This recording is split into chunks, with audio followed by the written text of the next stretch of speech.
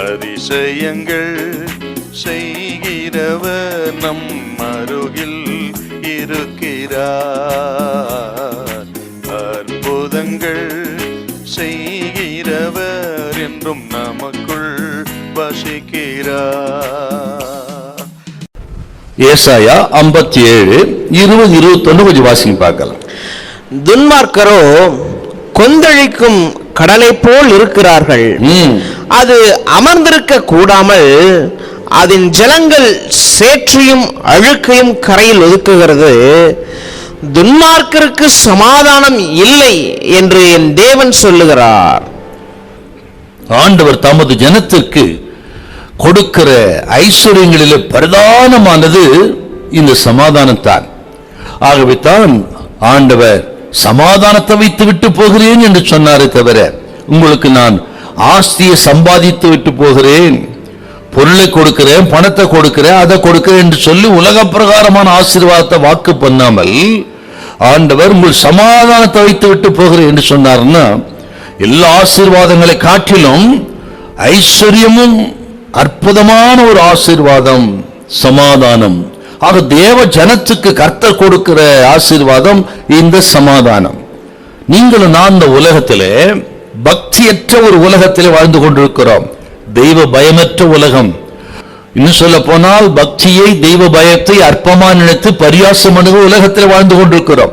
அப்படியானால் நமக்கு நமது சமாதானத்துக்கு கேடு பல விதங்களிலே இந்த உலகத்தில் இருக்கிறது. நமக்கு எப்படி பயம், அது நம்ம சமாதானத்துக்கு கேடா இருக்கிறது. எதிர்காலத்தை குறித்து, வியாதியை குறித்து, பிள்ளைகளை குறித்து, துர்ச்செய்திகளை குறித்து பலவிதமான போராட்டங்கள், எதிர்காலத்தை குறித்து, எதிர்கால தேவைகளை குறித்து பல நிலைகளிலே நமது சமாதானத்துக்கு கேடு இந்த உலகத்தில் இருக்கிறது. கேட்கிற உங்களுக்கு கூட உங்கள் சமாதானத்தை கெடுக்கக்கூடிய சக்தி நிறைய இருக்கலாம். மனிதர்கள், சாசின் போராட்டங்கள், வியாதிகள், இப்படி பல நிலைகளிலே தேவ பிள்ளைகளுக்கு சமாதானத்தை கெடுக்கக்கூடிய சக்திகள் அதிகம் இருக்கிறது. இன்னும் நாட்கள் நெருங்க நெருங்க நெருங்க இந்த பிரச்சனைகள் கூடிக்கொண்டே இருக்கிறது.